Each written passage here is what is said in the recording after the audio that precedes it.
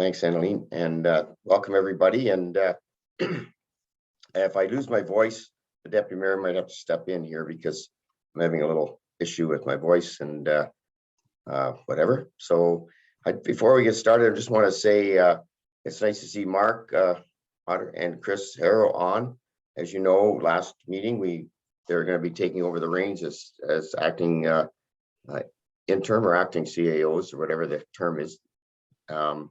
And so I'm sure today there might be some times when they'll be speaking at the meeting, but thanks for being here, guys.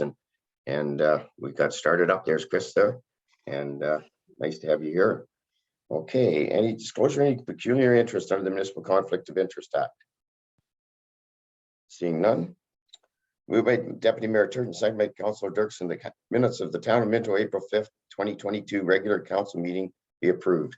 Anybody opposed? That's carried. Additional items is disclosed. Has anybody got any? Dave? Anybody else? Well, if you do, remind yourself afterwards. That's good. Moved by Councillor Elliott, sent by Councillor Anderson, the Town of Minto Council convenes the committee of the whole. Anybody opposed? That's carried. Well, first up, we've got a fairly strong agenda tonight. So the first up is a public meeting, and I will act as the chair of the public meeting, and I'll call the meeting to order, and Clerk McRobb to ensure any member of the public present is recorded in the attendance record. And I will state the following. If a person or public body does not make oral submissions at a public meeting or make written submissions to the Town of Minto before the bylaw is passed, persons or public bodies not entitled to appeal the decision of the Town of Minto to the Ontario Land Tribunal, and the person or public body may not be added as a party to the hearing of the appeal before the tribunal unless, in the opinion of the board, there is reasonable grounds to do so. I will ask Clerk McRobb to state the municipal address and legal description of the property and purpose and effect of the application date notice were sent. Go ahead, Annalene. Thank you, Mayor Bridge. The property is subject to the revised draft plan of subdivision file 23T 90021 and zoning bylaw amendment is located on part of park lots 16 to 18, part 2, 61R-10737, Town of Palmerston, Town of Minto. The purpose and effect of the proposed zoning bylaw amendment will rezone the lands from residential R1B to residential R2. The amendment is required in order to facilitate the proposed revisions to the draft plan of subdivision 23T-90021 and permit the proposed development of the subject lands. In 2017, the draft plan was approved, which proposed 27 single detached residential lots and a stormwater management block. The proposed revisions to the draft plan of subdivision and zoning bylaw amendment will result in the creation of 23 single detached units and 16 semi-detached units. A stormwater management area and parkland are also proposed as part of the overall plan. The plan now includes a new road connection to Derby Street, which is also proposed to be extended and opened as a one-way street. The proposed draft plan of subdivision has been revised following the public meeting that was held on September 7th, 2021. The details of the proposed revision to the draft plan of subdivision was noted within the agenda. Additional relief may be considered at this meeting. The notices were mailed to property owners within 400 feet or 120 meters of the subject property, as well as the applicable agencies, and posted on the subject property. The following comments have been received: the planner for the County of Wellington and the planning technician for the Town of Minto. And back to you, Mayor Bridge. Thanks, Annalene. And we have Matthew with us. And Matthew, do you want to do your report? And then I'll get to ask you to do hers. Go ahead. Perfect. Thank you, Mayor Bridge, and good evening to public and councillors. So just find myself here. Okay, so yeah, through you, Chair, before you today is a zoning bylaw amendment seeking to rezone the subject lands from residential R1B to residential R2. The purpose of this meeting is to go over the proposed revisions to the draft plan of subdivision and associated zoning bylaw amendment. Furthermore, to allow an opportunity for the community residents as well as council to ask questions and seek additional information from the developer as well as their consultants. So Annalene did a great job of covering sort of the background on the plans, but just bear with me as I quickly go over it once more. So Again, these lands were originally draft approved in 1997 and has been through a number of iterations as well as a severance to arrive at the most recent draft approved plan in 2017, which proposed a total of 27 detached units, stormwater management block, and a future development block. Council may recall the latest iteration of the plan at the September 7th council meeting, where 24 single detached units, 16 semis, a stormwater management block, and a park block was proposed. Following this public meeting, a red line revision dated March 2022 was submitted, which has ultimately decreased the number of proposed units to 39 and extended Derby Street. So just to highlight a couple of policy framework pieces, the subject lands are designated as residential in the county official plan and currently zoned R1B in the Minto zoning bylaw. The applicant has submitted a zone amendment to rezone the subject lands from R1B to R2, ultimately to facilitate the proposed semi-detached units, and no site specific has been requested at this time. In terms of next steps, following the public meeting, staff will finalize the review of the proposed revisions to the draft plan and zoning bylaw. We will report back to council at a later meeting with the proposed revisions based on tonight's discussion and seek council endorsement on the revised draft plan, and will include draft conditions at that time as well.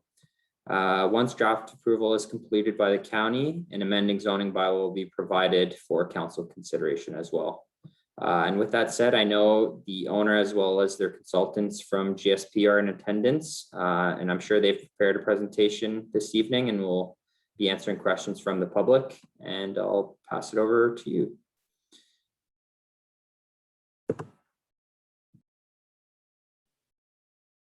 Yeah, thank you, Matthew. And yes, we're going to turn it over to Evan Whitman and Evans with the GSP group to provide comments regarding the proposed red line revisions, the draft plan to subdivision. Evan, did you want to? Where are you here? I saw your name. I'm here. Oh, there he is. There he is, right over there. Go ahead, Evan. Great, thank you. Can we pull up the presentation that was provided? Perfect, thank you. So, thank you everyone for joining this evening. I'm Evan Whitman, a planner with GSP Group, and I'll be giving a brief presentation to provide an update and further context to the revised plan for the Clare Ridges site. I will be joined tonight by my colleague, Steve Weaver, and he'll be helping to answer questions as well after this presentation. Next slide, please.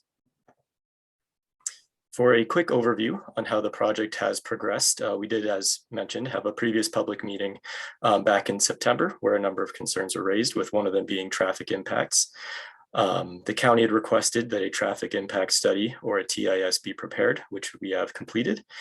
The applicant team has continued to meet with both the town and county staff, and through these discussions, the plan has been revised, which, as you've seen, now removes one of the single detached lots and extends Derby Street onto the site. Next slide, please. For a quick refresher, this was the previously submitted plan that demonstrated the 40 units, consisting of a mix of single and semi-detached lots, and it had the one access point from Prospect Street. Next slide, please. And here is the revised plan. One single detached lot has been removed to allow for Derby Street to be extended to the site and provide a second access. There was a small reserve and servicing block that was also removed here, as the services will now be part of the right-of-way. So the plan now overall results in the 39 units with one less single detached lot being proposed. Next slide, please. The plan continues to provide roadways built to a municipal standard and will include sidewalks and lighting. Although these aren't shown on the previous plan, they are accommodated within the municipal right-of-way. We haven't taken away any sidewalks or anything like that through the revision. These plans will be, or the roads, sorry, will be municipal roads, and services such as snow clearing will be undertaken by the town. The revised plan continues to reflect the character of the town while striving to meet the density requirements described in planning policies, which I will touch on shortly. Next slide, please. So as noted earlier, a TIS was completed for the development, which was undertaken by Paradigm Transportation Solutions. The study examined traffic conditions accounting for the proposal out to the year 2026. The TIS found that there would be no problematic conditions with just the single access. And even though it found that traffic would be okay, we have altered the plan to provide for a second access as well. Next slide, please. So there's an unopened road allowance for Derby Street that would connect the site to Toronto Street as highlighted in yellow on the image. By developing this section of Derby Street, 2 parcels will also be unlocked for future development if people so choose to develop those. As noted by those orange numbers on the site, as you can see, they don't have a frontage onto Prospect Street or have a very narrow frontage. So by developing the site and extending Derby, there are future options available there. And the land adjacent to the roadway are also given further development options as well, as there are large sites that will have an extra frontage now. Next slide, please. To quickly give an overview of how the revised plan continues to conform to the relevant planning frameworks, the official plan directs to achieve a minimum density of 16 units per hectare, and the growth plan directs to achieve a minimum of 40 residents per hectare. The revised plan is now at a density of 14.5 units per hectare or 46.3 residents. So this revised plan continues to remain consistent with the density policies of the growth plan and is better aligned with the official plan density compared to the original 2017 plan. Next slide, please.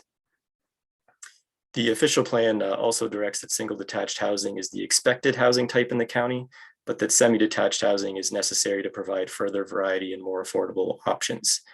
The provincial policy statement directs that residential intensification, redevelopment, and new residential development, which minimize the cost of housing and facilitates compact built forms, should be promoted. Next slide, please.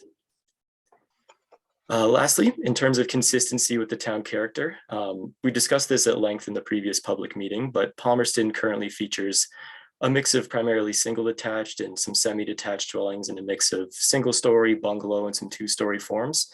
This character is further established through recently constructed developments in the community as well. Existing lot frontages and sizes vary across Palmerston. We're seeing some from 12 to 16 meters along Derby Street, Raglan, York Streets, Miller Crescent, as well as the more estate-sized houses to the south of the site, demonstrating that one size of lot frontage does not define the town in the area, and there is a mix present. It's also important to note that the 12-meter lot frontages that are being proposed by the plan are permitted in the R2 zone, and that no amendment is being sought to reduce lot frontages. We believe this plan is consistent in both use and in built form to the surrounding area. Next slide, please. So in summary, the TIS that was conducted found no traffic issues due to the development. The plan has been revised to include the extension of Derby Street as a second access point, and this extension will unlock some future development options. And the revised proposal continues to remain consistent with the relevant policy frameworks and character of the town. Thank you.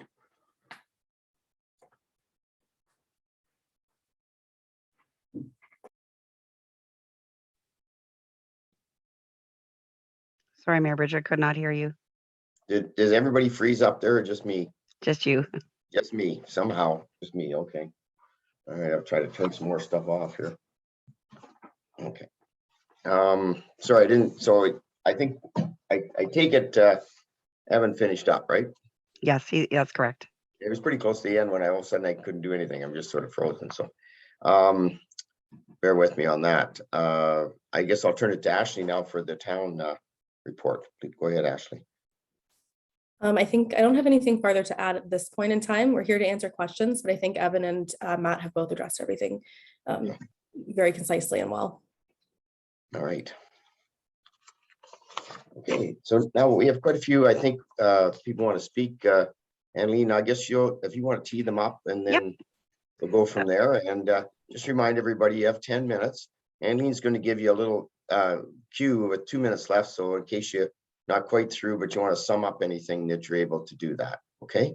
So thank you, Mayor Bridge. So the first people that we'll bring forward, and if you can be patient when we bring them forward, would be Paul and Jennifer Frayne. And Ashley's just going to cue them up here. So just give us a moment.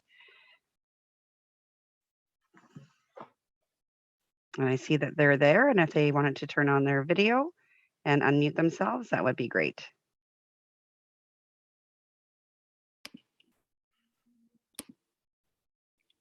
There they are. Hi, Jennifer. Hello. Go ahead. Okay, thank you. And thanks to the council for allowing me to speak tonight. As a member of the neighborhood we're discussing, I believe it's important to be able to share our concerns on the proposed changes to the subdivision, as it will directly impact us on a daily basis. I appreciate that the town heard the community's and council's concerns over the significant additional increase in traffic on Prospect Street that would result from the proposed changes to the subdivision plans. My concern is that a one-way street does little to make Prospect Street safer. Most cars will be driving into the subdivision after work between 3 and 7 p.m. A one-way road out will not reduce traffic during this time or make the road safer for the many children who live and play on Prospect Street. Realistically, Prospect Street would be least safe when my 5-year-old son would be walking home from school, playing basketball in the driveway, or riding his bike. My son has several friends in this subdivision. I've always dreamed of him having a little independence and being able to walk or bike to their houses by himself when he got a little older, like we used to do as kids. But with the proposed increase to the size of the subdivision, I'm now afraid he won't even be able to play basketball in the driveway. I'm opposed to the proposed change to the subdivision plans because it will negatively impact my family's ability to be active in our own yard and my son's ability to play safely. Thank you. Thanks, Jennifer. I guess we'll go through everybody, and if there's any questions that anybody wants to ask the developer or whatever, they can, once everybody's had their comments. Because it's all going back. Go ahead. Next up. Mayor Bridge, the next I have on here is Adam Sinclair. Go ahead, Adam. Sorry, I guess I was going to go after Jen if Sorry, Jen and I are two Paul. different Sorry, people. Paul. Okay, go ahead, Paul. I didn't know if you were tag teaming that or not. Go ahead. No, thank you. Thank you for taking the time to hear from the residents of this neighborhood impacted by the proposed development. I would like to repeat one thing I shared during the past meeting we attended in September. I support the growth of Palmerston, new home building and new businesses and jobs, and I'm pleased to see this town growing. I hope that the growth happens as a result of solid long-term plan and that growth happens considering the qualities and characteristics of the established neighborhoods. Growth should enhance our community, not degrade what already exists. My main concern about this development is the lack of a two-way street connecting the new development directly to Toronto Street. Even with the addition of a single lane exit from the development, I feel that the amount of traffic will be funneling in and out of Prospect will dramatically alter the quiet and safe neighborhood that we currently have. I would ask Town Council to consider all options and how a two-lane street would be possible for entry and exit out of this development onto Toronto Street. If road width is an issue, one thing to consider is that this is not a high-speed street. Cars in this stretch of street coming into and out of the development onto Toronto will be moving slowly. Traffic calming features could be added to ensure the vehicles entering and exiting are moving slowly and safe. The design of the street could take into consideration the maximum width of the street to be considered accordingly. If it is a little less wide than a regular street because of past changes to road allowance, then I do not feel that this street width should automatically eliminate the possibility of having a two-lane street at this location. I ask that all possibilities are investigated for a two-lane street. There has to be a win-win solution for all involved here. Thank you. Thanks, Paul. Sorry for missing you there. Go ahead, Emily. Sorry about that, Paul. Yes, next if we can have Adam Sinclair. Go ahead, Adam. And we'll just give him a minute here.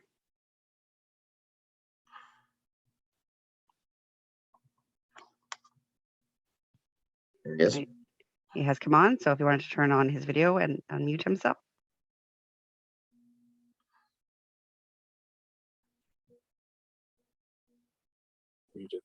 There he is. Hi, Adam. Go ahead. Good evening, everybody. Adam Sinclair, and I'd like to thank you, town councilors and everybody involved in this. I'm highly affected by the street coming through Derby Street, seeing as how I live on Toronto and the new proposed Derby Street, which makes my lot into a corner lot and brings the setbacks back for building availability, privacy. My biggest concern is we have a very, very well neighborhood back here. People come over to our house. It's like a park in our back. Everybody cherishes their lawns back here and their properties. I can't see any of my neighbors ever developing properties that are proposed. So the street there, I know for a fact that neighbors of mine will never sever a lot off to build another house back behind there. We have a park back here. My biggest thing is streetlights, sidewalks coming down the front of our house, because they'll have to be brought up to the crosswalk for the kids.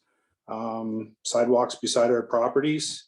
And when I bought this place 7 years ago, I was always told it was just for municipal use, water, sewer, telecommunications, that stuff. Never a road, never a street, one-way street.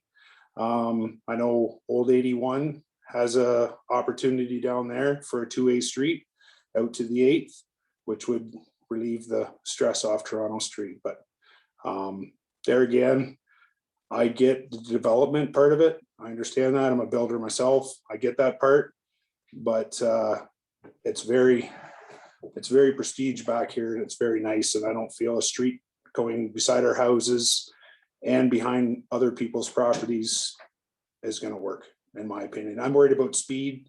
There's lots of kids back here. They all play back here. And if people are in a hurry to go to work in the morning, a one-way out on the summertime, I don't want to see anybody get hurt. So that's my 2 cents. And thank you very much for your time. And I really appreciate it. Thank you. Thanks, Adam. Thanks, Adam. Next up, Annalene. Yes, thank you, Mayor Bridge. Next up would be Paul Brown. Go ahead, Paul. We'll just get him pulled up. Just give me a minute. Hold up there. Yeah.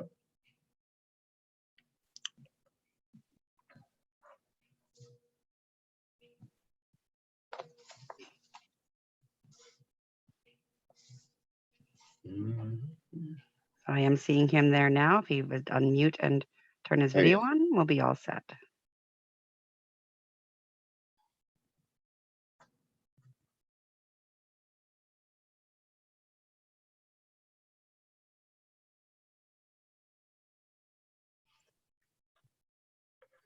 How's that?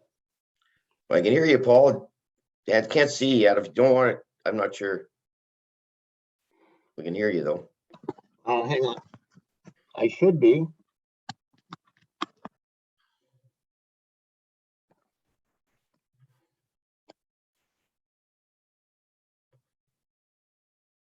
There you go. There you moved up. You moved in the middle there. Okay, good. Go ahead. Great. Thank you very much, Mayor Bridge, members of council. I thank you for the opportunity to speak at this meeting. Firstly, let me say that I am not opposed to a rezoning of this property for future development, but I am opposed to the rezoning for this specific subdivision. From reading the original justification report, participating in the first public meeting and reviewing the resubmitted plan, it's my perception that the county and the town of Minto are ignoring their own official plan as it pertains to this proposed subdivision.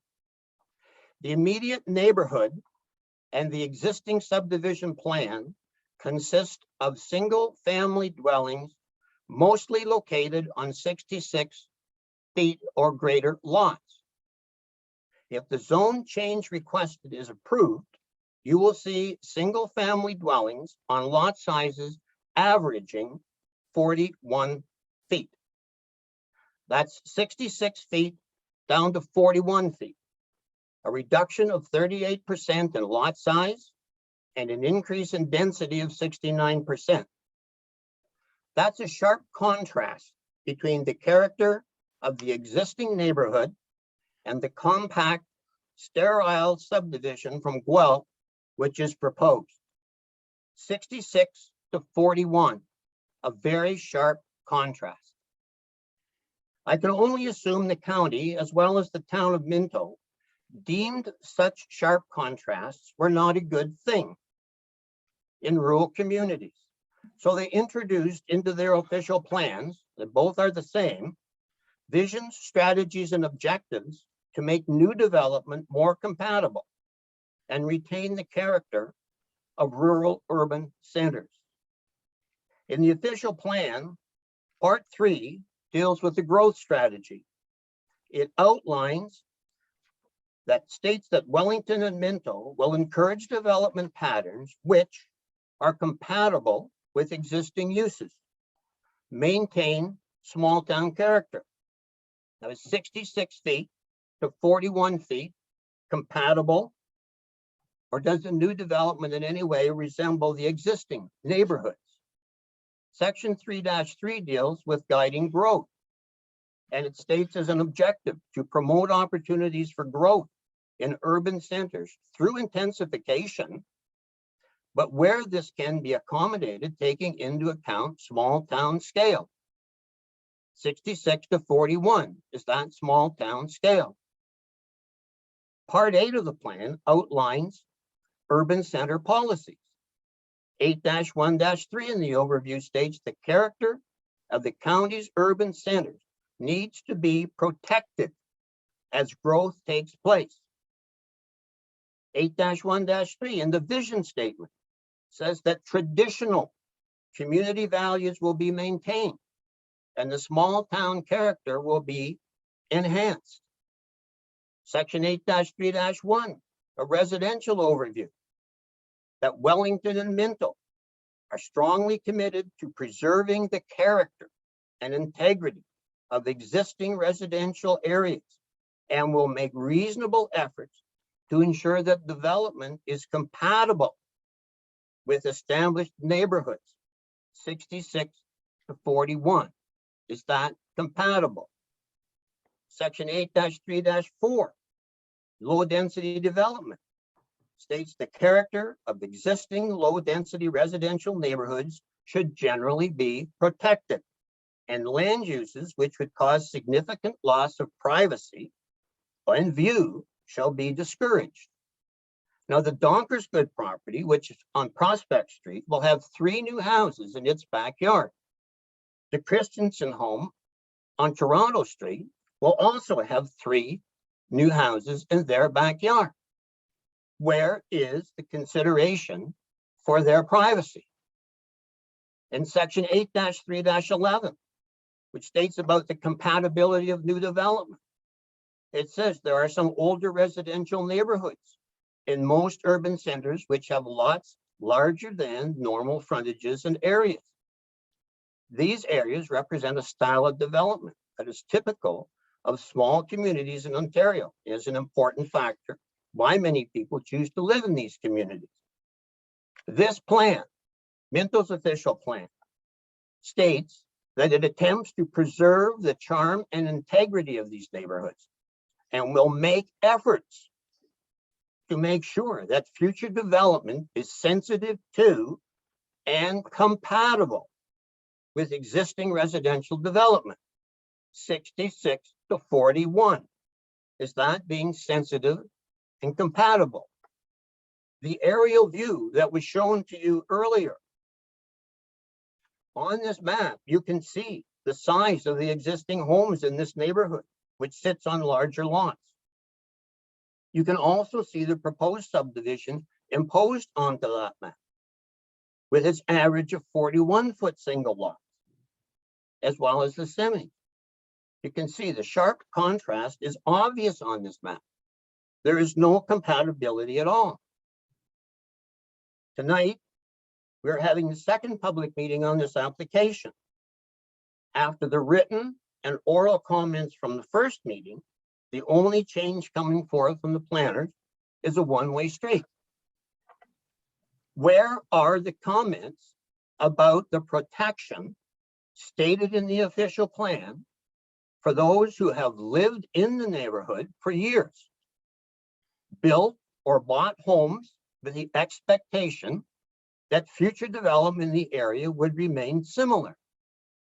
Where is the concern for the compatibility with established neighborhoods? Where is the concern for the commitment to preserve small town character and integrity? Where is the concern for privacy? Where is the concern for accommodation of small town scale? And where is the concern for the vision of community and small town value? 66 to 41 foot lot differential. How can this be ignored when it's printed in the official plan? This is a stated compact subdivision plucked from the city of Guelph and deposited into the traditional small town neighborhood in Palmerston to maximize financial gain from the smallest lots possible under R2 zoning and ignoring the intent of the municipal official plan. 66 to 41. Compact development should not be used as justification for ignoring small town scale. The last update of the official plan for the town and the county. I apologize. Through you, Waited. Mayor Bridge. If this is a 2-minute warning. Oh, sorry, Paul, just 2-minute warning. We're giving those out just in case you want to wrap. If Oh, there's, thank you. Yeah. The last update of the official plan for the town and county was completed in July 2021. I am sure that this update could not be approved until all of the parties had signed off, including this council. If the policies, visions, and strategies which I've taken from your current official plan were important in July of 2021, why are they not important today, less than a year later, with respect to this application? If these visions, strategies, and objectives are deemed to be a hindrance to future development, why were they not deleted or diluted in the July 21st revision? They're still there. So these values must be important. Otherwise, you would have taken them out. In my previous submission, I did propose an alternative, which I believe would make this subdivision more compliant with the official plan. It has obviously been ignored. This subdivision is not going to create the much needed affordable housing in Minto. And everybody knows that. I encourage you to maintain credibility, stand by the objectives clearly stated in your official plan, and deny the zone change for this proposed subdivision as presented. Thank you. Thanks, Paul. Okay, and there's lots of questions in there. Evan, I hope you kind of kept them in, and Matthew, some of those went to the county there. But anyways, I'll give Evan a chance to do a follow-up if you would, Evan. Sure. I'll start with addressing, I guess, a couple of categories at a time. In regard to the frontages being 66 feet in the area compared to the 41 being proposed, there are 66-foot lots in the area, but as I had mentioned in my presentation, there are shorter ones also seen in the area, so there is a mix. And it's not one lot frontage size that dictates the entire character of the town. It factors in more than just the immediate area, as well as what is existing there. And we feel like a mix is appropriate in describing the character of the town. The uses we're proposing are single detached houses as well as semi-detached, both of which do exist in Palmerston or seen across the town. So both in terms of use and built form, in our opinion, it is following the policies of the official plan. Regarding privacy and the backyards, for example, having 3 backyards touching one existing backyard, there will be fences, of course, built to help with privacy. And having backyards facing one another is a condition that exists in Palmerston now. And it's not uncommon to see that in towns that have backyards facing each other. And then I guess, Matt, I'll turn it over to you in regards to the one-way street and the decision around that, if that's something you're able to talk about. Are you doing good with that, Matt? Yeah, through you, Mayor Bridge. So as Evan mentioned, there has been a traffic study that was requested by the county that's since been peer reviewed by a county's traffic consultant. The traffic study ultimately came back and rendered that the traffic counts were ultimately okay in this area, and that there was not a need for a second road. From my understanding, through discussions with town staff, is that it was ultimately a town request for an additional road to be put in. I don't know if Terry had some insight on this or perhaps Ashley, but that's my understanding of the additional road request. Yeah, just either one, you want to pick that up, Terry or Ashley? Absolutely. So yeah, it was, as Matt mentioned, a town requirement. It was to alleviate some of the concerns about the traffic flow on Prospect Street, as well as what Paul mentioned in the previous meeting about emergency egress, that if something happens right at the corner of Grand Trunk and Prospect, an additional incident happens within the subdivision, that there was no access to it. So that's why the town requested the developer to add that secondary egress. And one of the other questions, Terry, maybe I'll have you on there. Why it ended up being a one-way, not a two-way. There was a discussion around that, but I can't remember it. So.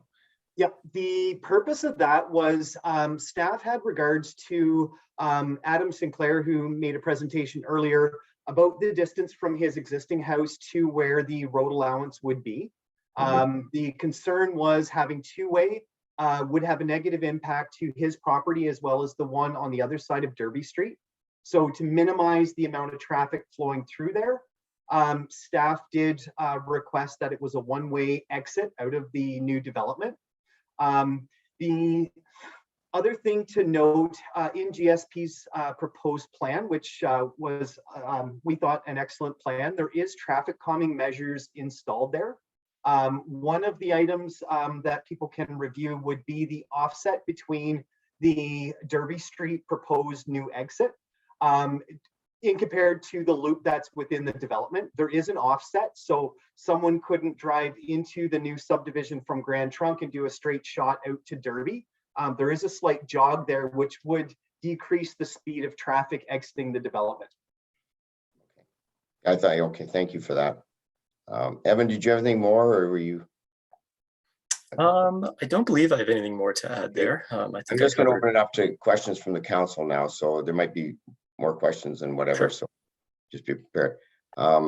Any questions from council? Sorry, Ashley, go ahead. I think we have a few more people registered to speak as well. What?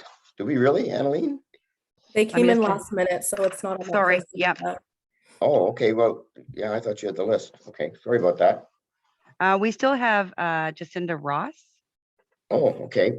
Sorry about that. You should have given me a heads up there, Annalene. I didn't. Sorry, you had started, and I just thought. Sorry, Jacinda Ross is the next one. My list was only 3 people, and yeah, I know you were some being added as we went by. So, okay. There's Jacinda Ross, and then there'll be 2 more yet. Okay, sorry. Thanks, Ashley. You don't want to everybody have a chance to speak. Go ahead. Jacinda, where are you? Somewhere. So I'm not Jacinda, but hopefully I'll suffice. That's all right.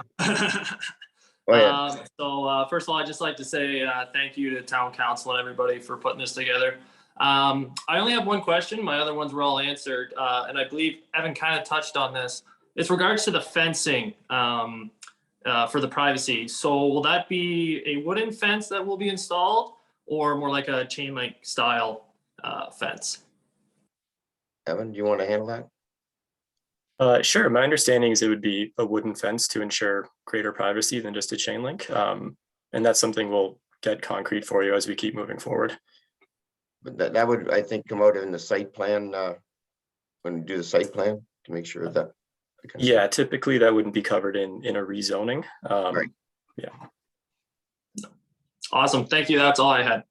Thanks, Heaton. Yeah. And who else we got, Annalene? Ronald and Lynn Hodgins. Ronald and Ron. Who's going to speak? For both of you, it doesn't matter.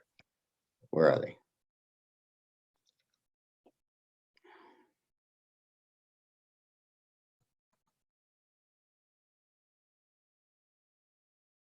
There's Ron over here on the right.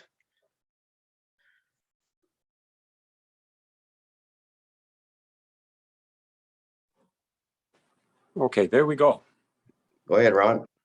Yeah, we've lived in our house here for about 35 years, or maybe a little bit more. And we're just concerned with all along we've been told that there'd be no road going through with the extension of Derby Street. And trees have been planted all the way around. And we've made good use of this area as a park area for the kids to play and everything else. And now we're concerned about the road going in, and we just wondered if there are any other exits that possibly could be, like, is there one that possibly goes down towards the 8th, out that way by, as an exit instead of coming out onto Toronto Street. But if indeed the road goes through, and we're not opposed to the subdivision at the back, but if the road does go through, we would really request that it be a single lane. That would then save the trees that have been planted all along there. And it would then also limit the cars going back and forth. So that would be a request that we have that you look at. Okay. And we're just concerned about the trees that have been planted and have been well established. Actually, trees on our property were planted way back in Jack Toner's time. Jack said to go ahead and plant them there. The more trees, the merrier. And that road would never go through. And even up until the last couple of years, we've been told that it would only be the services that are going down. Yeah. And now we hear that there's a road. So it's a concern that we have, but we realize the need for growth. We realize that a road may be necessary, but if it does go through, we would really request that council consider it to be a one-lane exit from the proposed subdivision, and that it not be the regular size of a road, but as I say, a one-lane road. I think that's where it's planned right now, Ron. So yeah, thank you. Thank you very much. No problem. Thank you for your comments. Annalene, who's up next? Yep, and we have one last one, that is Charlie Wagner. Go ahead, Charlie. We'll just give one moment and we'll get him promoted.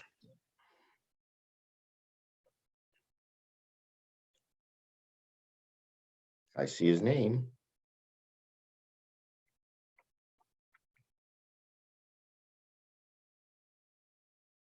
Go ahead, Charlie, if you can.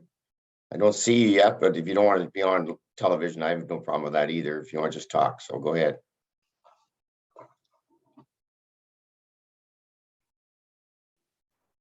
Charlie, I do see you're unmuted, so we should be able to hear you if you speak.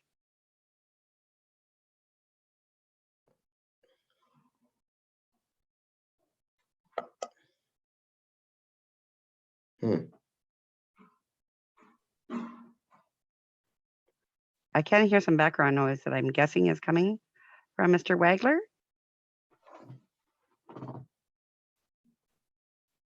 Mr. Wagner, are you there?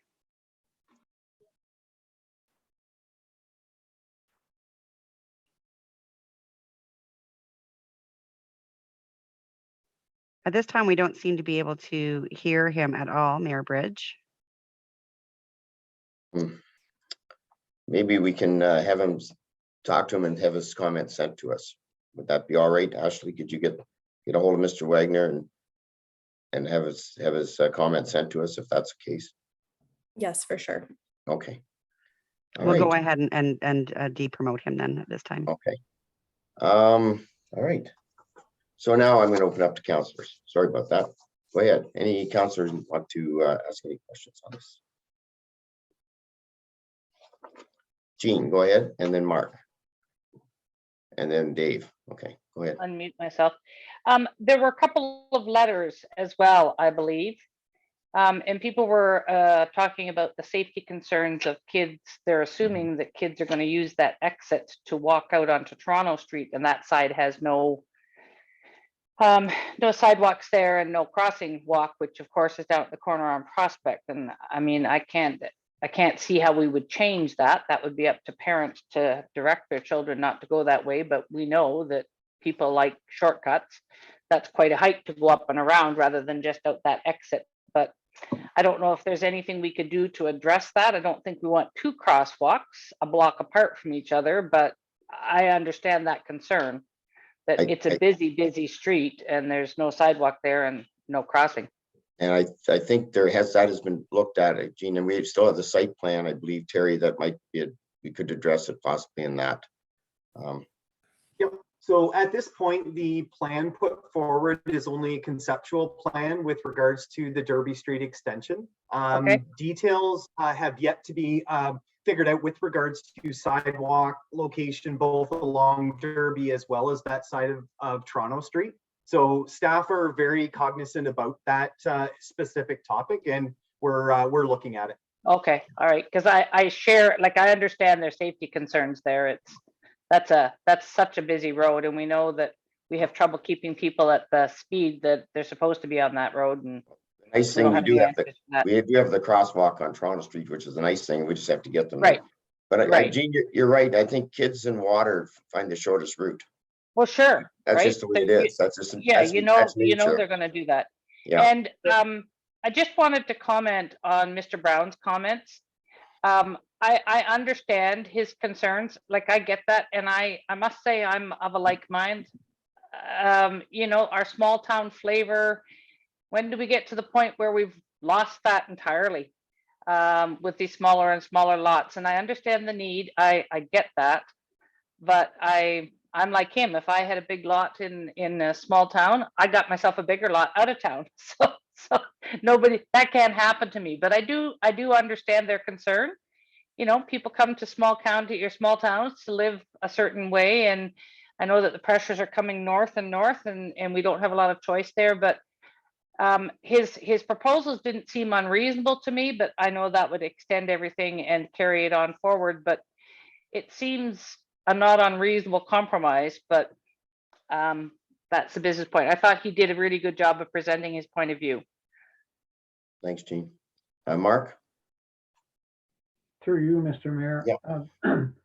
Evan, I want to get clear on that the frontages here did I hear you say that they were going to be reduced by 12 meters, or there will be some frontages only 12 meters? The frontages themselves will be 12 meters. There's no reduction from the R2 zone, which allows 12 meters. So they're proposed at 12 meters. So to me, 12 meters is 34 feet. Is that correct? I believe it should be closer to 40 feet. Yeah. Well, 39 inches in a meter times 12 is 40 is 34 feet. Anyway, I got that clear. Thanks so much. Yeah. Okay, thanks. David, Deputy Mayor Turner. Thank you, Mayor Bridge. So I've heard a lot tonight, and it's been great having so many different people speak up, voice their opinions, and that's what makes the ball go round here. And safety is the word of the day, is what I'm hearing. And Derby Street is, I know we've had discussions on what Derby Street's going to look like. Single lane, if that is accepted, that would be much narrower. And would there be sidewalks on both sides, or would there only be one exit on Prospect? That's one question. What's So, I can take that. So at this point, the thought around the table is just a sidewalk on one side of Derby Street. Just being the type of street it is, it would only require that based on our municipal servicing standards. When you talk about municipal servicing standards, I mean, the whole plan of subdivision, site planning and everything will conform to all that. So, I mean, approving the site plan is certainly important to everyone as well. So yeah, that'll be the key area, David, for Deputy Mayor Turner. Yeah. Thank you. Okay. Anybody else? Judy, go ahead. So I guess also kind of a site plan question, but so then the possibility of a sidewalk on Toronto Street from Derby to the corner of Prospect to Toronto is certainly a possibility then. That's right. Okay, so that would help with the safety issue. I guess I sort of, and I lost my hydro at the September meeting, so I didn't quite get to be there for the whole thing. But it seems to me, though, that this is the same plan, basically, and everyone has almost the same points as they did back in September. And really, there haven't been any changes made to the plan except let's extend Derby Street. Would that be fair to say that? Take out one house and extend Derby Street? Like, it seems like that's all that has been done about all the concerns that were talked about last September. And here we are, I think we're hearing the same concerns all over, maybe with an added concerns about Derby Street and the safety, of course. I would probably say that, I don't know who wants to talk to that. I would say it's pretty close, but. Yeah, you are correct that the proposal itself does just have that one lot taken out to extend. And we've looked at the comments that have come in, and with the resubmission, we've supplied a letter that looks at each of the comments that have come in, and we've provided written responses to each of those. And we feel like we've appropriately addressed those comments in the letter concerning things like privacy and official plan, conformity, and the things that have been brought up. Yeah, and I was interesting you say that, Evan, because if you read those, they did go across point by point. Now, everybody may not agree with you, but you did try to answer those questions for sure. And Lynn? Yes, through you, Mayor Bridge, I did receive an email from Charlie Wagner. He did say he could not access his mic for some reason. Is it okay then if I read out what his question was? Sure. Go ahead. Yeah, that's great. Thank you.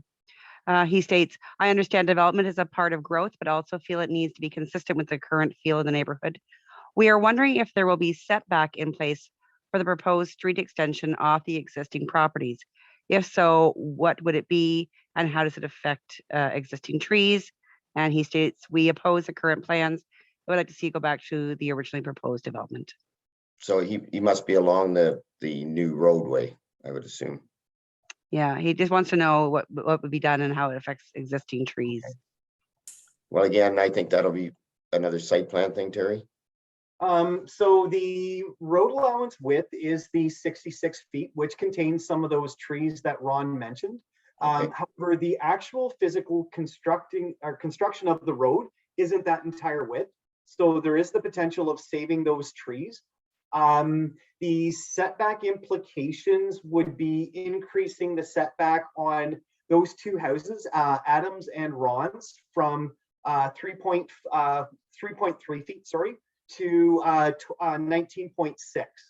Okay. So there is the impact for the switching it from an interior side yard to an exterior side yard for just those two specific houses. All right. Okay, thanks for that. Okay. Jeff, go ahead. Thanks, Mayor Bridge. Terry, so when this report comes back to us, is there going to be more detailed on what the street, the sidewalks will look like, or is it just going to be left up till later on? Or is that something we're going to see when the next report comes? So it will be later on. Those are some of the details with respect to like sidewalk placement, street light placement, that sort of thing, which come further on in the development of the amended subdivision agreement. Yeah. So typically those drawings aren't brought forward to council, but council does have access to them if they wish to see them. Okay. Ron, and then I think that's. Yeah, I'm just a question. It's great to see the drawings and such like, but I wonder if we could have a clearer picture of what the subdivision is going to look like, where the fences are going to be. Kind of when you look at a house, they show what the house is going to look like. Can we get a conceptual drawing or a picture of what the subdivision will look like when it's finished? How far it'll look off the back lawns and such like that. Maybe the ones that are on Toronto Street, how far back from Ron's and places like that. Could we have a better look at it? Having just a drawing doesn't, like an architectural drawing doesn't really give me a feel for it. Maybe we'd have a better feel for it then. Is that a possibility, or is it? I don't know, Ron. I mean, are you talking more than the site plan? You're talking about actual. I'm just saying, can we have a better feel for distances and stuff by? I'm not sure whether we can more like a conceptual drawing of what it's really gonna look like, kind of distances from everything. So I have a feel for how, like I drove back there and it didn't seem as intrusive. Mary Beth Wilson probably is the only one that I saw that's gonna be really affected by most of the subdivision. So- Evan, have you done any of that type of thing? I don't know. I haven't seen anything that I know of. In that level of detail, we haven't prepared No. something. We can discuss with town and county staff on some of those details. Yeah, if we could, I would like a better feel for the distance and stuff. Right, but Ron, By just looking from me looking at it and me looking at the drawings, I don't have a real good feel of how close the houses are going to be to back lawns and such like that. If we could have even distances and such like. So it's, would that not be part of the, I don't know, maybe I'm just guessing here, Terry, be an add-on to the site plan thing, like? Typically, it's not. From here on in, generally speaking, it's all technical drawings. Right. So the various drawings will show general building envelopes, will show general like fence locations and more of the technical details. But it won't. I think that'd be fine, Terry. I just need distance. Yeah, I think that's what I'm thinking, Ron. I mean, that's sort of have to be developed with the site plan, so you kind of get an idea that you can get a measurement type thing. And sure. Yeah. Okay. Yeah, Matthew, go ahead. Feel all the back lawns will look. Yeah. Thanks. Through you, Chair, to Councillor Elliott, the one piece I would add here is that the request is to go to an R2 zone, and there's no site-specific requests. So in terms of setbacks and all those distances, if you want to refer to page 103 of the zoning bylaw, there's the chart essentially spells out all the distances, and we're not altering anything at this stage, and everything will be conforming to that R2. So it has to sit in those guidelines, is what you're saying, Matthew. Yeah. Correct. Okay. Yeah. And but I know what Ron's trying to get to, and it's just we'll see that when we do when the site thing comes. But we're not asking for any relief on the take a walk setbacks. out there instead of just driving to the end of the corner and taking Yeah. a look. Get a feel that way. Okay. Thanks. Good. Any other questions? Thanks, everybody. Oh, sorry, Jean, go ahead. If I'm just allowed to, so we're asking for this R2 zoning. So if we turn that down and it stays as an R1 zoning, what would happen to the subdivision? Would it be a no-go, or would it be like, it's hard to make this decision based on, clearly the neighbors are not in favor, but they seldom are in the way of growth and people in their backyard and so forth and so on. We understand that. But you wonder whether there's a modification to there. So we're sort of meeting their requests, as I said, Paul had some good suggestions there, just a couple larger lots and still have the center development there. It's a hard call to make when I think that's what Ron's getting at too. You don't really have a good idea of the impact, and we're making a decision. And if it's an R2, I understand that all of this fits within an R2. I understand that that's within the county plan. We're looking for intensification. But I can understand the neighbors too, that all of a sudden we had these nice big lots and that was the flavor of the town, and it's changing dramatically. And it has an impact on them. And I think I won't answer your question about whether it would the thing would go away, but we have to go back to what we talked about when we've all had this discussion at the town level, and we've had lots of situations with infills and everything else with the town that we've had to put things that weren't there before. I mean, understand, if we're going to get the housing we need to provide workers, and it's hard because we need all this type of diversity, and we need more density, unfortunately. So what we had before, but I'll answer your question, I think, Jean. If a developer comes with this kind of density for us, and we say no, we're going to turn it down, I guess I'd have to look at it and say the developer's not going to come back. I'm not sure that the developer wants to do. This developer has given us a plan. We're dealing with what it is. And I think, and that's just what I'm asking. If we don't, what happens to the development? It just helps you make your decision. If we didn't agree with I can ask Evan if he was willing to speak to that, if he wants. You want to speak to that, Evan? If the R2 doesn't go ahead, I'm not sure, to be honest, what will happen. I will speak a little bit to the density.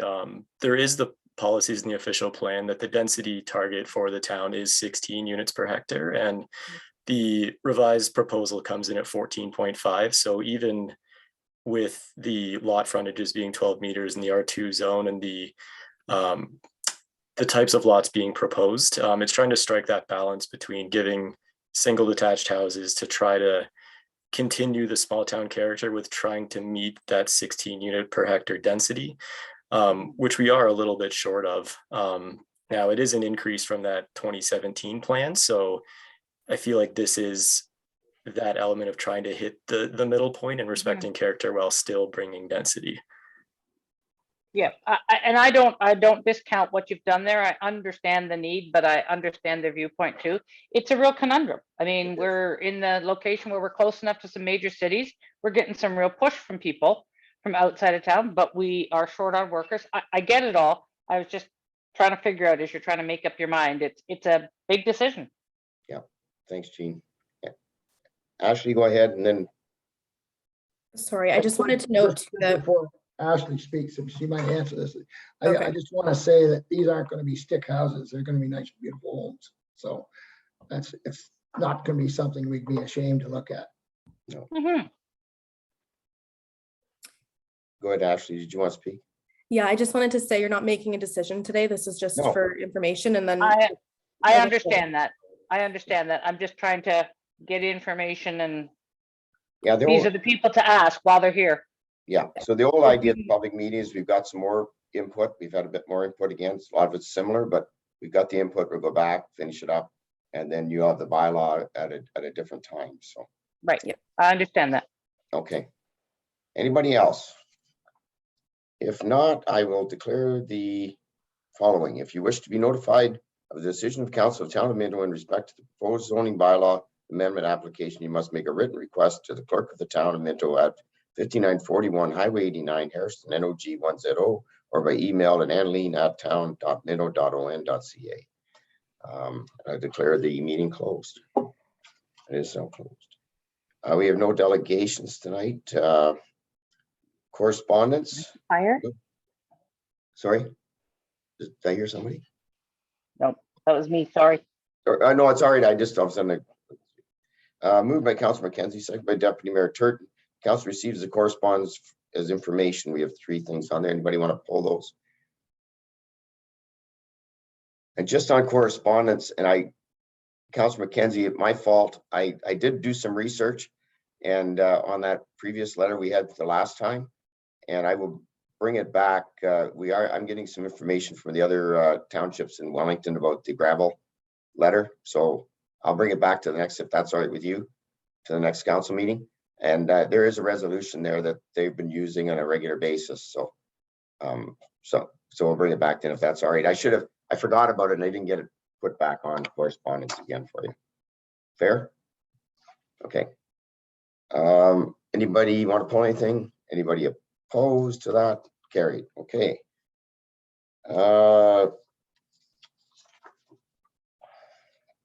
Reports for committees, and I have the culture roundtable. I get Belinda's here. Belinda. Yep. Good evening, Mayor Bridge, members of council. You have the minutes, so I'm not going to spend a lot of time. I'll just highlight some key items. Our Pride Committee is busy planning Pride in the Park for June 12th. They also have some other plans in the work around public art, maybe for next year. So they're working through that process. The Minto Arts Council, Minto Youth Action Council has been busy planning, budgeting for the year, and their priorities include a bunch of events and projects and getting involved with a lot of the summer events that are happening. We are looking, as you all know, we lost a member of our committee and a key part of the community of Clifford in the town of Minto and Bonnie Whitehead, and we're looking at potentially sponsoring some of the furniture in the new Celebration Square and partnering with other groups to do so. And we are looking as a result for a replacement for someone from Clifford to join our group. So I think that's the highlights that I'll touch on for this, but if there's any questions, happy to answer. Questions for Belinda? Okay, I moved by Councillor Gunson, second by Councillor Elliott. That the council receives the Culture Roundtable Committee minutes of March 28th, 2022 for information and approves any recommendations contained therein. Anybody opposed? That is carried. Staff reports. Oh, now we're into some more, where's Ashley? I think she has a lot of them. Okay, go ahead, Ashley. Yes, so I believe this first one is for W.C. Smith. So council may recall this a lot line adjustment coming before them at the end of 2020. Unfortunately, the condition period lapsed before they were fulfilled, so the applicant has been required to reapply by the county. So this is for a proposed lot line adjustment. The same sketch was provided as for the initial one, and it's to take 0.04 acres vacant land to merge with the abutting residential property. This is so that the abutting property has continued access to their backyard, even if someone were going to sell the W.C. Smith property down the road, which is unlikely, but still something that you'd want to make sure is protected. So we are recommending the approval and that it includes the financial and otherwise condition. The reason there is limited conditions on this one is that they've already been addressed in the first lot line adjustment, and we didn't feel the need to make them go through that again. So if you have any questions, I am here to answer them for this one. Questions? No, seeing none. Do we have a mover and a seconder for this, Aline, or do we? I don't. We do. We have a move by Councillor Dirksen and seconded by Councillor McKenzie that the Council of the Town of Minto recommends to the County Wellington Land Division Committee approve the, oh, is this the right one? Yes. No. Approve the, this is the right one for W.C. Smith.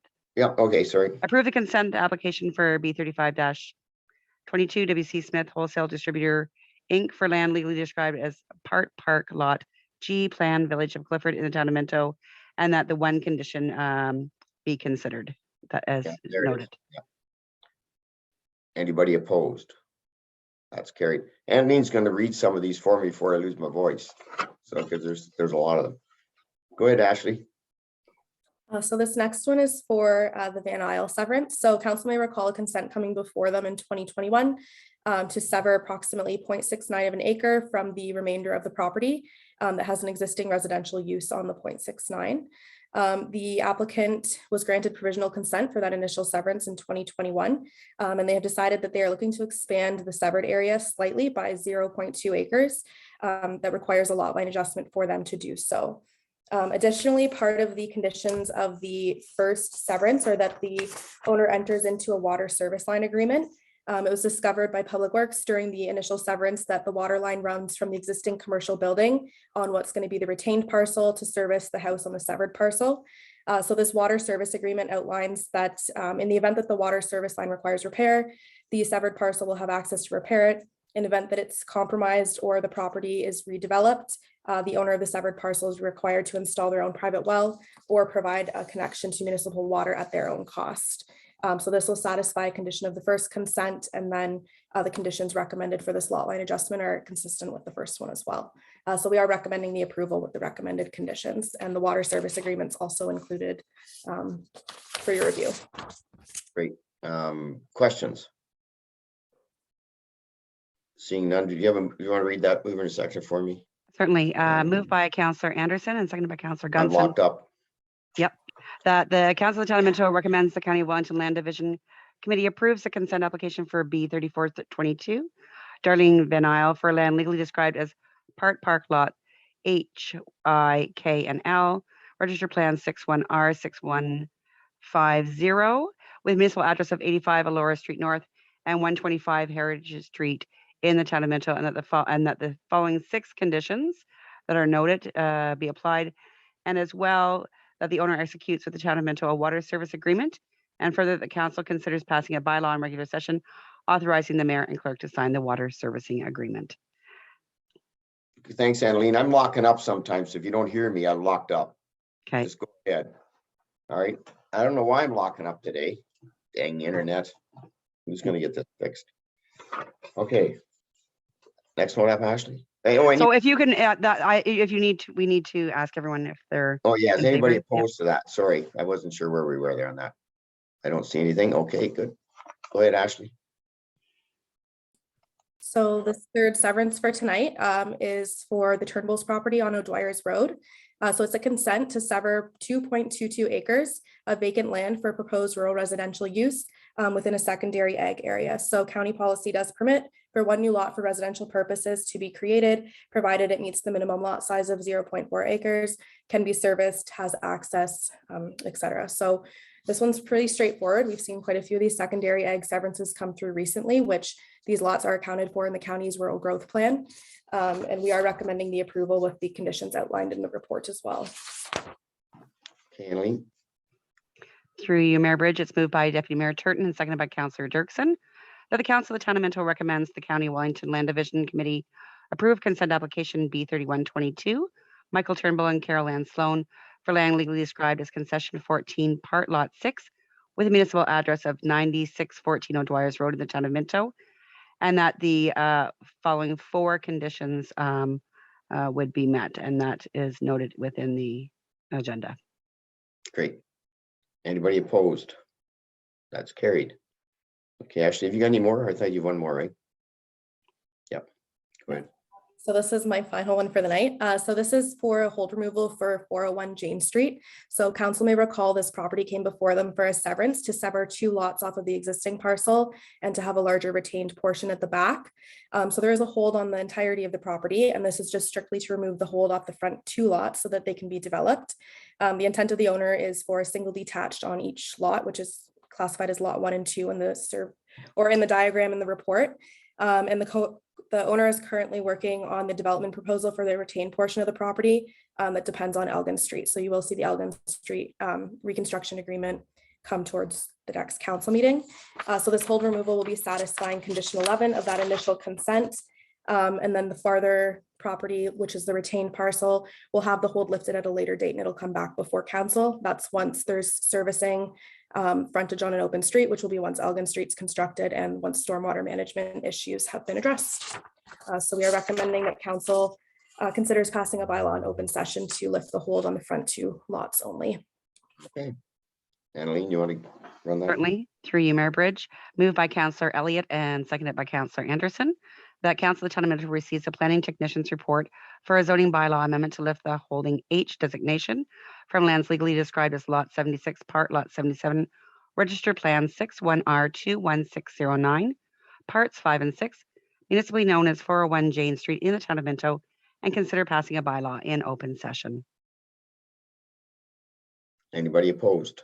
Deputy Mayor Turton, you got a question? Sorry. Yeah, questions. Thank you, Mayor Bridge. I'm not sure if I had an opportunity earlier or not. If I did, I apologize. The 3 lots across Elgin Street from the proposed retained are landlocked as well. And by doing Elgin, that'll open those 2 or 3 up as well. But yeah, the intent is to construct Elgin, sorry, to open up those lots, and that'll take away the landlocked parcel. That'll be to municipal standards, and they have been working with town staff and our engineers over the course of the past year, I want to say, for the detailed design and technical work behind that. Thank you. Yep. Good point, Deputy Mayor Turton. Okay. Anybody opposed? That is carried. Thank you, Ashley. Ashley's suffering like I am, so she's lucky to get through there without losing her voice. And because Ashley, hang in there. Okay, so thank you. And then next up is Belinda. Go ahead, Belinda. You got a couple items, 3, I think. Yes, and I will try to be as quick as Ashley was. So the first one is for an agreement of purchase and sale with Ontario Super Storage. If you recall, we have about 12-acre piece in the Harrison Industrial Park. It's not serviced. Ontario Super Storage does have property in there now, and they were looking to expand. So back in June of last year, we agreed to move forward, and that involved having to do a reference plan on the 12 acres, as well as completing a phase 2 environmental site assessment. So that work has all been completed, and we're ready to move forward with signing this agreement, and they are ready to get going with building the next building. So that's our recommendation, is to move and have the mayor and the clerk sign the agreement of purchase and sale. Okay. If there's any questions? I'll wait. I'll get on the floor here. You want to do that, Annalene? Just keep Through doing you, it. Mayor Bridge. Yeah.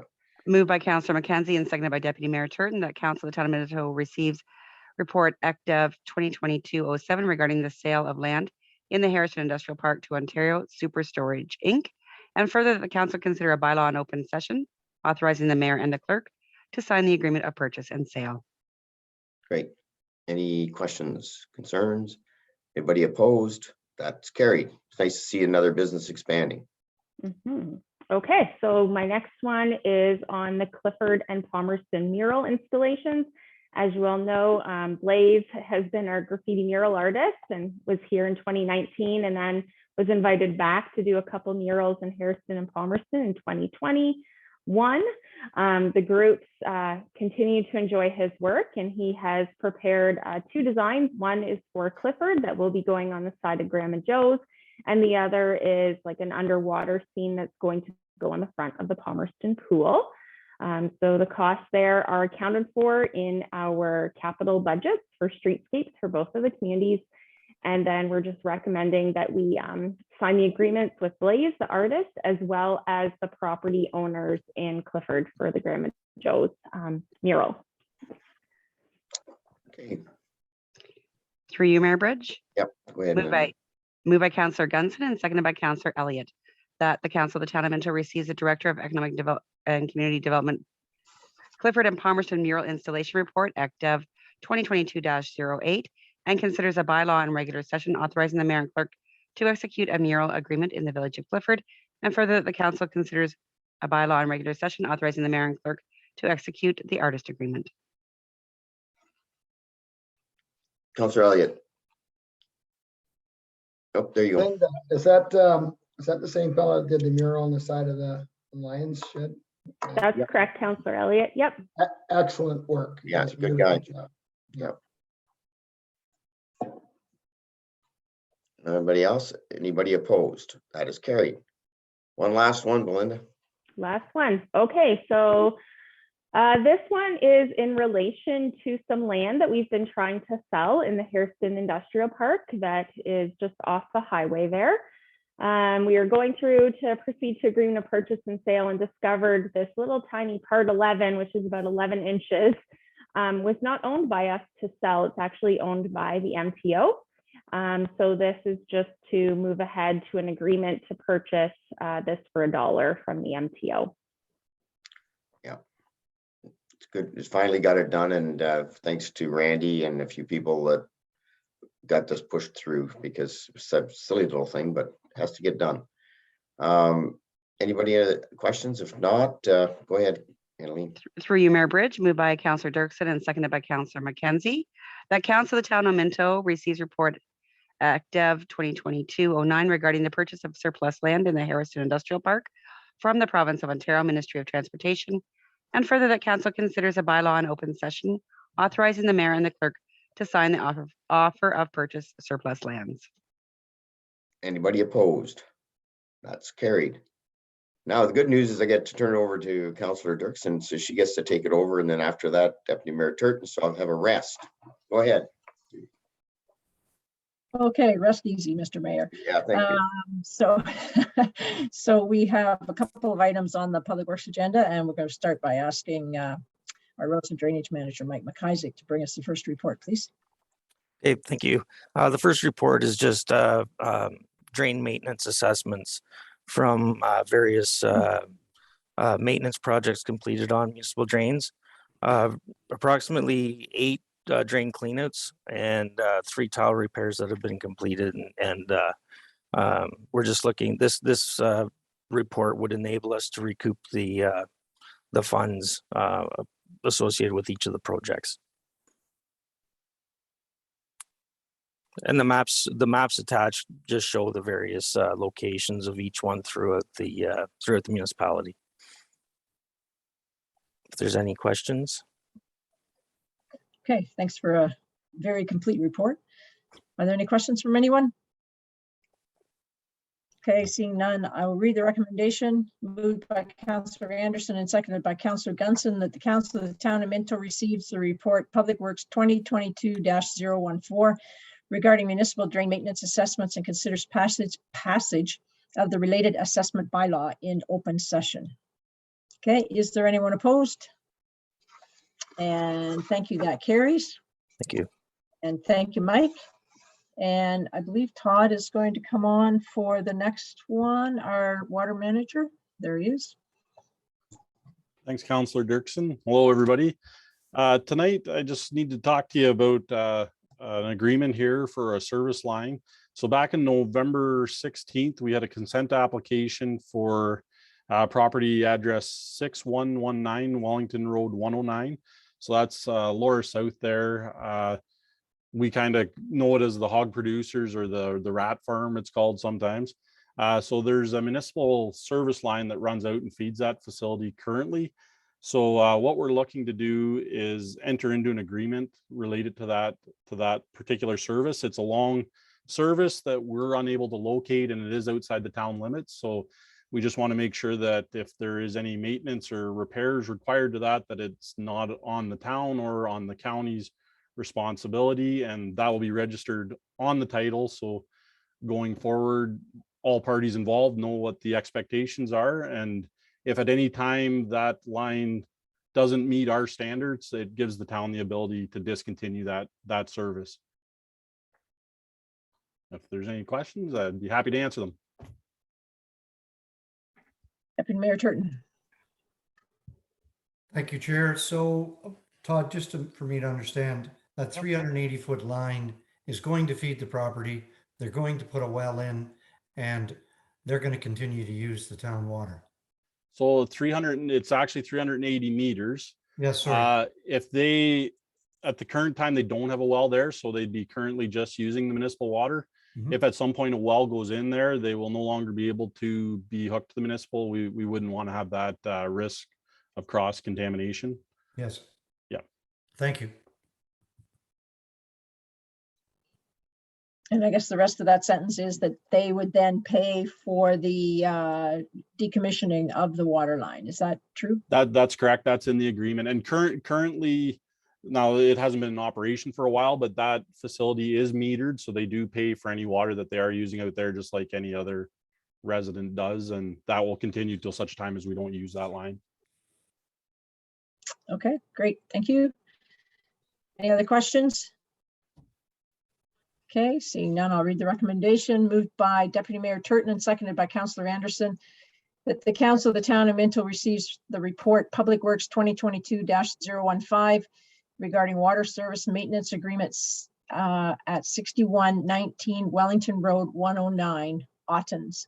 And further, that Council authorizes the mayor and the clerk to enter into a water service maintenance agreement for the water servicing of the property at 6133 Wellington Road 109. Why do we have two different addresses in that?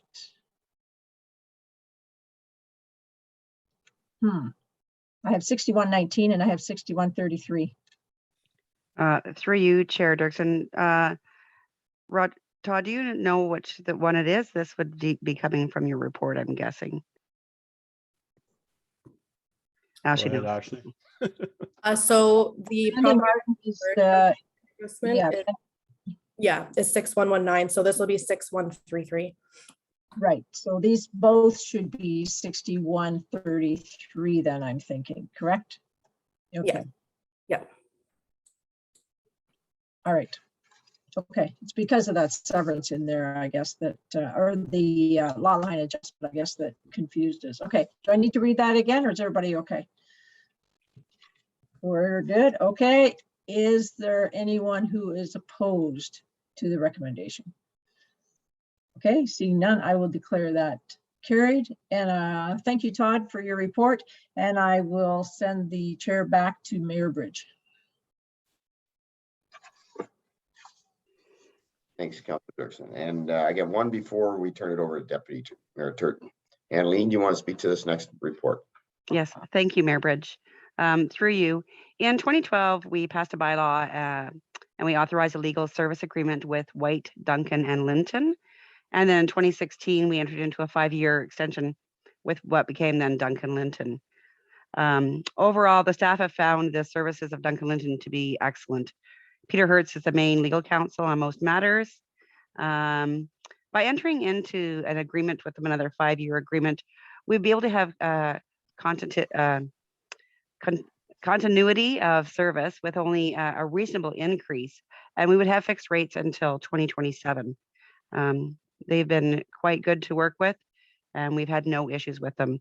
It's about a 5% increase in our rates. And again, that would be over the 5 years. It would not increase during that time. 1% a year, not bad. Any questions? Okay, I've got moved by Councillor Elliott, second by Councillor Dirksen. The Council of Town of Minto receives a report CL 2022-06 regarding legal service agreement Duncan Linton, and further the bylaws considered in regular session to authorize the mayor and the clerk to sign a 5-year extension to retainer agreement subject to the terms and conditions outlined. Anybody opposed? Seeing none, that is carried. Now we'll turn it over to Deputy Mayor Turton. Thank you, Mayor Bridge. We have one item here that we want to talk about, and it's the dreaded council remuneration. And the report is FIN 2022-09. And for those that aren't aware, Peter Hertz is married to a local young lady, right, Gord? For those that don't know. That's correct. So that's a great group for us to be dealing with. And so, Gord, go ahead with this report. Great, thank you, Chair Turton. You'll recall I usually bring this forward in March, but we were trying to limit our agenda items in the month of March. We were so busy. So again, very similar to the previous year when council, I think we had about the average number of meetings and that, but of course our travel and our other conferences were almost non-existent in terms, so many things were virtual. So you may also recall when we set the budget, the 21 budget primarily, we optimistically said, oh, we'll budget normal expenses and that.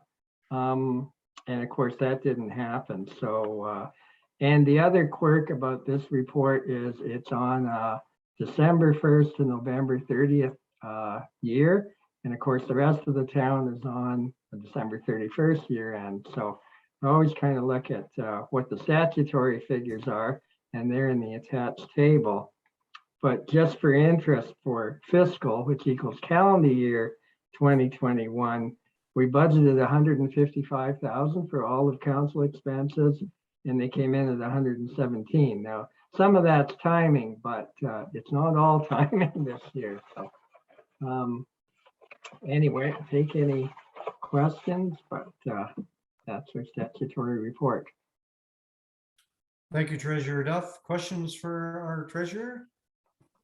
So hearing none, recommendation is moved by Councillor McKenzie, seconded by Councillor Elliott, that the Council of the Town of Minto receives the FN 2022-009 report regarding 2021 council remuneration for information.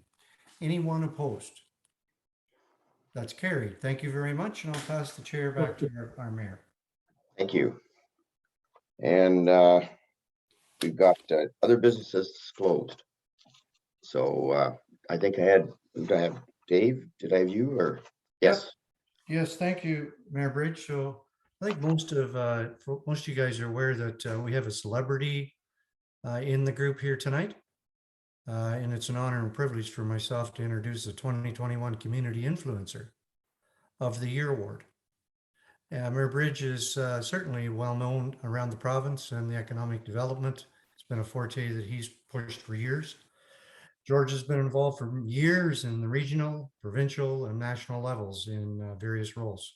For example, Vice Chair of the Federation of Municipalities. He's been the chair of the Western Wardens Caucus Economic Development Committee. He's been the chair of the County of Wellington Economic Development Committee, and chair of West Aerial Power. That's to name a few. Mayor Bridge has been instrumental in the Minto economic development and has supported many different initiatives.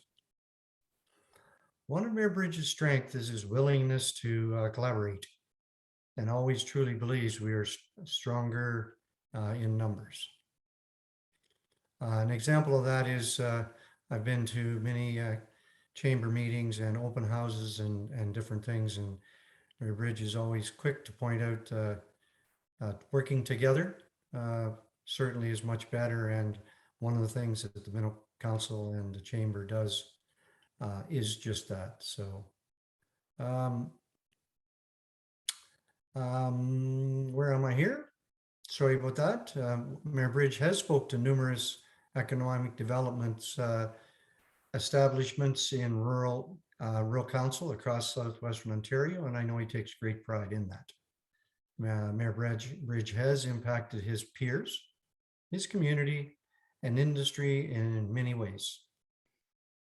George, would you please accept congratulations from this council, as well as staff and our citizens? And we just want to thank you for your hard work over the last 12 years. And we all know that economic development is something that you love, look forward to. And I mean, you've got a great team here working with you, and you've had that for years, and you've always given them, that group, lots of accolades. So thank you very much and congratulations.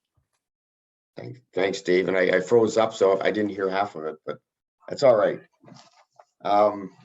You know, you're only as good as your team, and I think you mentioned it. And I have to give the council, my past council, so much credit for the visions that they've had, and working with some great talent in our staff. And economic development is a driving force in my mind. But look what we've done.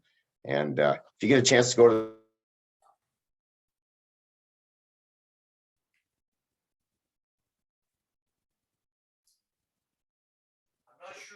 I was going to say, but if we get a chance to go, Belinda, do you know what I was going to say there? If we get a chance to go, I would hope he was saying, if you get a chance to go to the Economic Development Conference, mark your calendars for 2023. Or I know that there was quite a group of folks went down to that conference, and I know that our mayor was blown away, and I think there was tears shed by Belinda as well. And I know that Belinda loves working with that group, and I mean, congratulations to her as well. So I'm not sure what we're going to do here, being as we've lost our mayor. I will just have a look.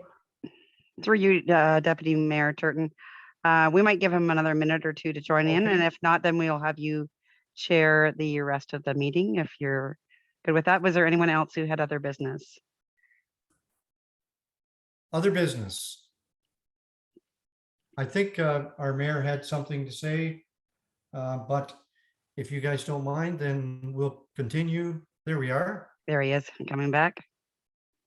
I don't know what's going on tonight. It's like weird. If I don't lose my voice, I'm gonna lose my screen. Anyway, Bridget, it's your opportunity to speak in reference to other business. So go ahead.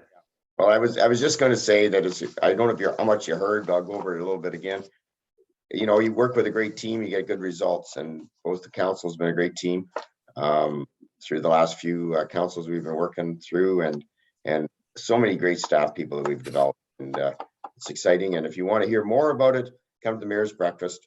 Oh, that's what I was talking about. Come to the Mayor's Breakfast on Friday morning, and Belinda and Aaron have put a great slide presentation together that you'll be so proud of as councillors. So if you get a chance to come, I think there's 50 people so far signed up. So hopefully everything goes well and when we get there. Thank you again, everybody. Anybody else? Any business? Go ahead, Deputy Mayor Turton. Yeah, sorry, I should have said this earlier, but we do have quite a number of open houses on. Oh, yes. Good. Right. Thanks. I mentioned, you mention that. Go ahead. Yeah. So the other thing, tomorrow at the museum, Thursday at the museum at 1 o'clock, Councillor Elliott has agreed to go and represent us. Mr. Nader's going to be there. And so I'm not sure, George, I'm not sure whether you are going to be there, but I'm hopeful. I mean, I'm out of isolation as of tomorrow. And if I don't lose my voice or I don't feel any worse than I am today, I'll probably be able to make it. But Ron will be my good backup, and you might be there anyway. Stay there, Ron. And then we have, I think, five or six open houses. Do we? 6. 6 new So- businesses have been holding up, ready to do some ribbon cutting, so. Is it possible, Belinda, to send those to everyone? I know that you sent them to us. Yeah. But I think it's important that, you know, if we're almost through COVID, and I know there's been a lot of people out there in the last couple or 3 weeks that have been unfortunate, but we can keep our distance on Friday morning. Yes, Deputy Mayor Turton, I can email those out to everyone. Great. More the Thanks. merrier. Yeah, if you can make any of them, just try to make them. If you can't make them, that's fine. Great stuff. Okay. Moved by Councillor Gutson, second by Deputy Mayor Turton. The committee of the whole convenes the regular council. Anybody opposed? Seeing none. Notice of motion? Let's see any. Moved by Councillor Dirksen, second by Councillor McKenzie. The council of the town of Minto ratifies the motions made in the committee of the whole. Anybody opposed? That's none. Passed. Bylaws. Moved by Councillor Anderson, second by Councillor Gunson. Do you want to do these? Yes, I'm I was sorry just going to lose my ask Mayor voice. Bridge if you'd like me to do Thank that. I'll start that one again. Moved by Councillor Anderson, second by Councillor Gunson, that bylaw 2022-34 to authorize the mayor and clerk to execute a mural agreement between the corporation of the town of Minto and Jim and Joanne Welts be read a first, second, third time, passed in open council and sealed with the seal of the corporation. Anybody opposed? That's carried. Thank you. Next one, moved by Deputy Mayor Turton and seconded by Councillor Dirksen, that bylaw 2022-35 to authorize the mayor and clerk to execute an artist agreement be read a first, second, third time, passed in open council and sealed with the seal of the corporation. Anybody opposed? That's carried. And next one, moved by Councillor Elliott, seconded by Councillor Anderson, that bylaw 2022-36 to authorize the sale of land in the Harrison Industrial Park to Ontario Super Storage Inc. be read a first, second, third time, passed in open council and sealed with the seal of the corporation. Anybody opposed? That's carried. Next one, moved by Councillor McKenzie, seconded by Deputy Mayor Turton, that bylaw 2022-37 to levy the assessments for drains that were repaired or maintained under section 74 of the Drainage Act for 2022 be read a first, second, third time and passed in open council and sealed with the seal of the corporation. Anybody opposed? That's carried. Thank you. And the next one, that bylaw 2022-38 to authorize the mayor and clerk to execute an extension to the retainer agreement between the corporation of the town of Minto and Duncan Linton LLP be read a first, second, third time and passed in open council and sealed with the seal of the corporation. Anybody opposed? That's carried. That moved by Councillor Dirksen and seconded by Councillor McKenzie, that bylaw 2022-39 to amend zoning bylaw -0186 as amended by rezoning 401 Jane Street, Palmerston, be read a first, second, third time, passed in open council and sealed with the seal of the corporation. Anybody opposed? That's carried. Moved by Councillor Anderson, seconded by Councillor Gunson, that bylaw 2022-40 to authorize the mayor and clerk to execute a water service agreement between the corporation of the town of Minto and Skyway Estates Limited be read a first, second, third time and passed in open council and sealed with the seal of the corporation. Anybody opposed? That's carried. Moved by Deputy Mayor Turton, seconded by Councillor Dirksen, that bylaw 2022-41 to authorize the purchase of lands in the Harrison Industrial Park from Her Majesty the Queen in Right of Ontario, Ministry of Transportation, be read a first, second, third time and passed in open council and sealed with the seal of the corporation. Anybody opposed? That's carried. Moved by Councillor Elliott and seconded by Councillor Anderson, that bylaw 2022-42 to authorize the mayor and clerk to execute a water service agreement between the corporation of the town of Minto and Darlene Van Isle be read a first, second, third time, passed in open council and sealed with the seal of the corporation. Anybody opposed? That's carried. And confirmatory, moved by Councillor McKenzie, seconded by Deputy Mayor Turton, that bylaw 2022-43 to confirm actions of the council of the corporation of the town of Minto respecting a meeting held April 19th, 2022 be read a first, second, third time and passed in open council and sealed with the seal of the corporation. Anybody opposed? That's carried. And then one more, I think. Yes, moved by Councillor Gunson and seconded by Councillor Elliott, that the council of the town of Minto adjourns to meet again at the call of the mayor. Anybody opposed? That's carried. Thanks for a good meeting, everybody. feedback. We'll Right, everybody. move forward. Take care. We'll see you Friday, maybe.